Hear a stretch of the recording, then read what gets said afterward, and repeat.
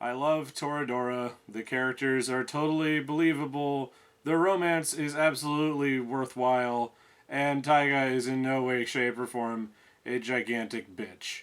Additionally, I'm the one who shot JFK, and the moon landing was faked.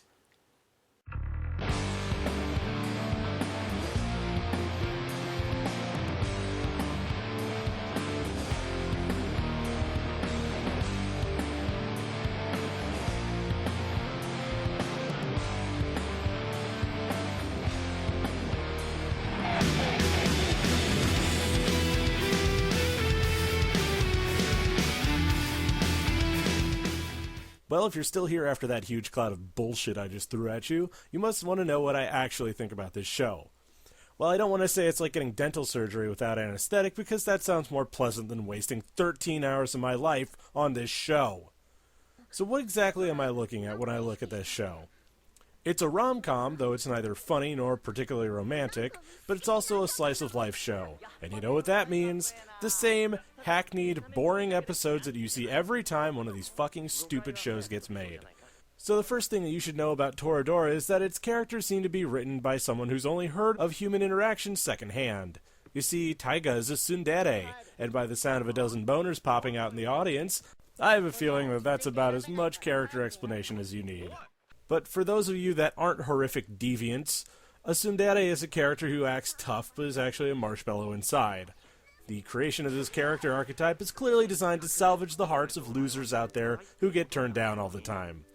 This character acts like she isn't into the main character, who is irrepressibly bland and uninteresting, but actually is into them because reasons. The male lead, Ryuji, looks like a delinquent because his eyes are really beady. That's a thing, right? He has a crush on Kushieda, the resident weirdo, but then he meets Taiga, and instead of throwing her out the window like I would have, he starts cooking and cleaning for her. Yes, that's right, he cooks, he cleans, he does windows. If you could clone him, you could sell him on the Home Shopping Network. In addition to being a neat freak, he apparently has a thing for girls that look like they're 8. Good for him. I can't wait till she gets too old for his liking, and Toradora 2, My Husband is a Pedo, gets released. Look, I'm not saying that if you think Taiga is sexy, you're a pedo, but I am really, really heavily implying it. Yes, Taiga is a tsundere who also looks like she'd lose a swimsuit competition to Chio from Azumagadayo. This is Lolita taken to its unnatural conclusion. What part of this character had to look like a bitchy grade schooler for it to work? You can make a character that's slender or not particularly curvy and still have them look like a teenager, you know. But no, she's a head and a half shorter than everyone and looks like an out-of-place 4th grader. She also has a temper that borderlines on some kind of mental disorder. For starters, she starts by uppercutting Ryuji, and then tries to kill him 2 more times, once in his own damn home. Oh, and for the sake of plot convenience, they live next door to each other. Taiga should have spent the rest of the anime in juvie, not in school. But apparently Ryuji gets off on women who are trying to murder him. Taiga has a crush on the winner of the World's Dullest Man contest, who is your usual class president type, even though the actual role of that goes to a girl somewhere else. When Tenma from School Rumble did this, it was funny. It's just peculiar here. At least Minori is interesting, if weird in that lol-so-random way, that actually perfectly encapsulates 17-year-old girls, now that I think of it. Likewise, to round out the cast, we have Kawashima Ami, who is a model and secretly the devil. See, she acts all fluffy and cute, but she's actually super stuck up and likes making people's lives miserable. And that includes the audience, believe you me. So here's a cast of utterly unlovable weirdos who, if you're like me, you will learn to despise utterly. This is where I wonder about the writer. Has his life been spent looking at the world through the lens of a slice-of-life drama? Because this is not how real characters work.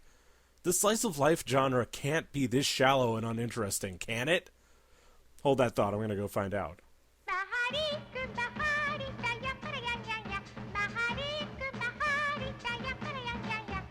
Fuck. It is that shallow and uninteresting. So I guess it has to get along on the strength of its characters, which are also flimsy. so it has to get along on the amount of kinks and tropes it portrays. Well, I guess that means we're off to the races. Hurry, hurry, hurry! Step right up and see the Toradora Circus of Weirdness. You like girls with puppy dog hair? We got something for you. Watch her eat a whole bucket of pudding. Do you like girls with awful personalities? We got 2 of them, big and small. Come watch this one be so two-faced, her last name may as well be Dent. Grown-up women scare you off? The little one has a sword and looks like she's 10. Watch out, though, she may go nuts on you. Hurry, hurry, hurry! So this sawed-off little twerp is supposed to be the one we go gaga over, huh? Not the reasonably proportioned but slightly weird girl, or the statuesque model with the split personality, the one who flies off the handle at the slightest provocation, the one who assaults people with impunity. Oh yeah, that's wifey material right there. Taiga has some pretty major issues, but they're not so amazing or groundbreaking that I feel like they're worthy of much praise. Basically, Ryuji decides out of the goodness of his heart to help the little stink bug out, and ends up with her attached to him like a lamprey. Nice of him, huh? Shame she's got so many screws loose that her head sounds like a toolbox when she shakes it. And another thing, what kind of message are we sending here that, oh, just be nice to girls and they'll fall in love with you? Yeah, that friend zone nonsense fell out of favor roughly 5 years ago, folks. But then this show was made in 2008, so I guess I can't blame them for being behind the times. But yes, by the end of the series, guess what? Ryuji has put enough nice guy tokens into Taiga that they can get married, because that's how any relationship ever works.